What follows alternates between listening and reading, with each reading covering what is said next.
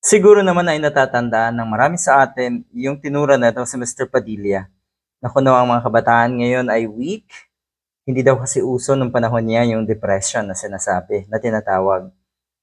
Parang arte lang daw ng mga kabataan ngayon yung salitang depression.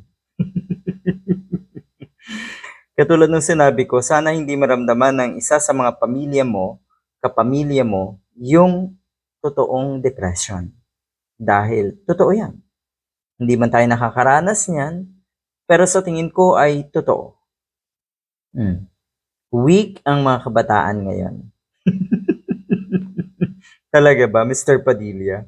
Sa Kongreso, sa Senado, tignan natin kung sino yung mga kahiya-hiya. Dahil hindi lang sila weak, kundi wala pang mga dunong yung mga yan.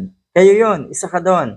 Sama mo na si Bato, sama mo rin si Bongo, at si Amy Marcos, pwede mo ring isama. Ayan, doon sa balita na kuno ay kasama nga, confirmed na talaga nakasama si Bongo at si Bato de la Rosa sa mga co-perpetrator nga sa war on drugs ni Digong at siguradong or may kaso na rin at siguradong lalabas din ang warrant of arrest. Tungkol sa balitang yon, ang sinabi na si Mr. Padilla, naiyak daw siya. Ako po'y na-depress. Yan, bukod dyan sa sinabi mong yan, inamin mo na ikaw ay madalas ma-depress. Ilang beses din po ba kayong nag-ngaw-ngaw sa Kongreso, sa Senado? Ilang beses kayong nag-walk out at nag-ngaw-ngaw? Tapos sasabihin nyo, weak ang mga kabataan ngayon?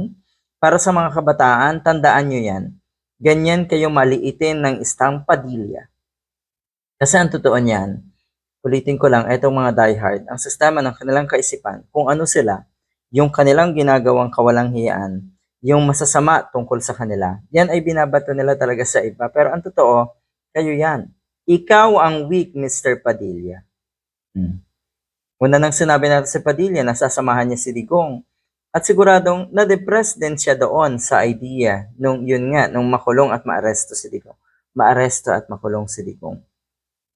Huwag kasi kayo magsasalita ng tila ba kayo ay hindi apektado. Kayo po, ang tinutukoy ng inyong mga pahayag ay mga sarili niyo. Hindi ba kayo nahihiya na sabihan na weak ang mga kabataan, na yung depression ay drawing lang at OA lang ang mga kabataan?